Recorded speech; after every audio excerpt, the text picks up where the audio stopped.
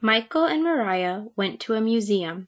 They zoomed through the gallery, in and out of hallways, up and down spiraling staircases, tilting their heads left and right. They tried to make sense of it all. The walls were covered in all sorts of pictures and paintings, people, fruits, buildings, animals, oceans, forests, bridges. The nouns just kept coming. Some looked real, and some looked cartoonish. Michael approached one painting. He scanned the canvas with his eyes, top to bottom, then back to the top.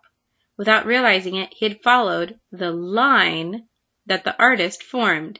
One point to the next, it dipped straight in and sprawled all about, a lot like a tree. It drew Michael in. Mariah nearby was looking at a drawing. She squinted her eyes and scrunched her nose, imagining the texture of the dress the woman wore.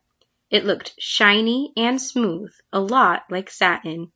Because it was a drawing and not clothing, Mariah had seen how the lines were used to create the illusion of satin texture.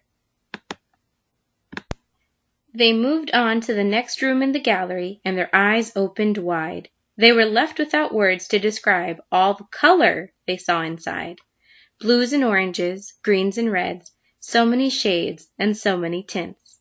They mixed and they stacked. Side by side they were layered. They were mesmerized beyond words. Some of the colors made shapes. A lot like the lines, there was a trail to follow, and soon enough those lines formed a shape. A person, a circle, a square, a dog, whatever it was, it made them smile.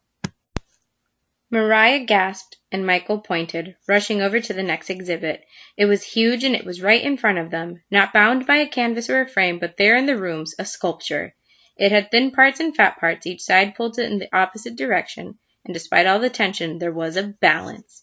It didn't tip over too far or focus too little elsewhere. It was exactly where it needed to be.